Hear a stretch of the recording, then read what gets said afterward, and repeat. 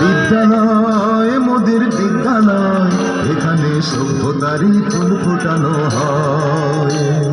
বিদ্যালয় মোদের বিদ্যালয়, এখানে সভ্যতারই ফুল ফোটানো হয়।